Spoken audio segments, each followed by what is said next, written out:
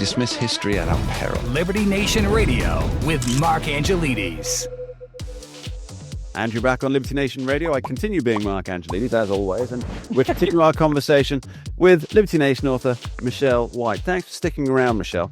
Now, earlier in the show, we were talking about the huge level of fraud that's taking place in Minnesota and across the country.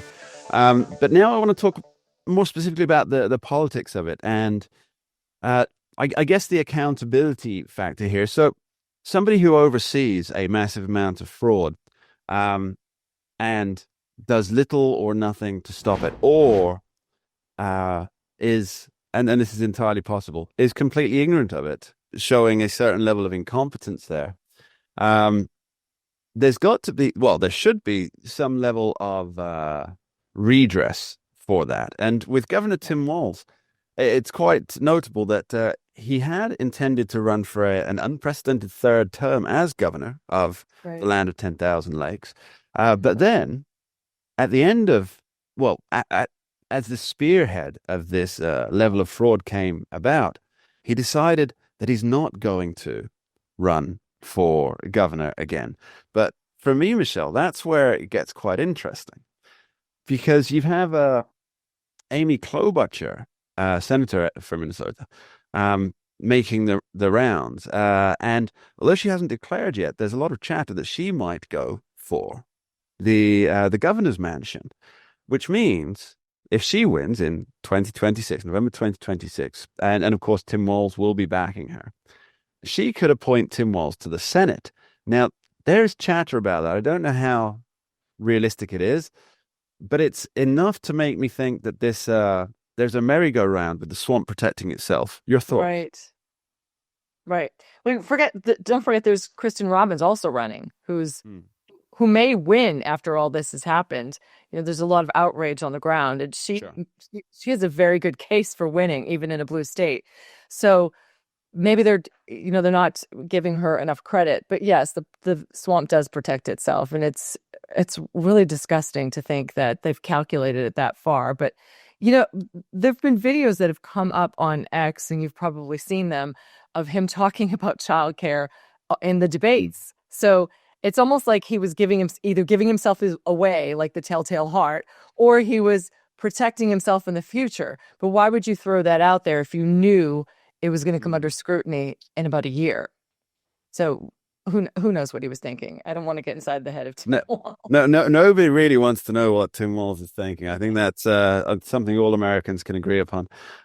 So we have this situation where, just to drill down on the dates around, so Tim Walz's tenure as governor is up in November 2026, this year.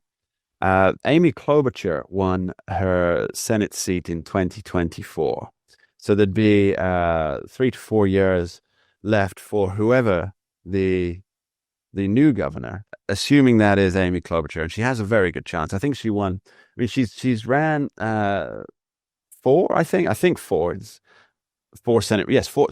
races, and she's had a really good margin each time. I think the most recent one was 16%, just off the top of my head. I might be wrong on that. And although that's a dwindling margin, that's still a pretty, she's well known. 16% against her Republican opponent. She's got a better than average chance of securing the governor's mansion in 2024. Plus, she's not tainted by internal state funding issues. Now, she may be tainted in some people's minds by other things that she's done in the U.S. Senate, but these allegations and convictions of fraud, they haven't really touched Amy Klobuchar, have they? No, but there is guilt by association. So, and a lot can happen between now and November. We don't know what these investigations or prosecutions might turn over. So I wouldn't say that Robbins is out. It's too soon to tell, but you're right. She can claim, plausible deniability, being outside, being in D.C., but if this were the Republican Party, they paint the whole party guilty of one person's crime. So who knows? It's hard to tell, but it's an interesting story, and one that we should follow really closely, just because it does make for good chatter. It really does, and of course, the reason why one person's sins are reflected across an entire party, in this case the Republican Party, is because the people who would be doing the accusations, the j'accuse, are collectivists. And they believe in collectivism in every form, except when it comes to themselves, which is right. Because that would be too tough, right? To apply one's own standards to oneself. No, we're not going. I don't. We're going to see. In fact, let's be fair. We're not going to see that from any politician where they apply their regardless of political leanings.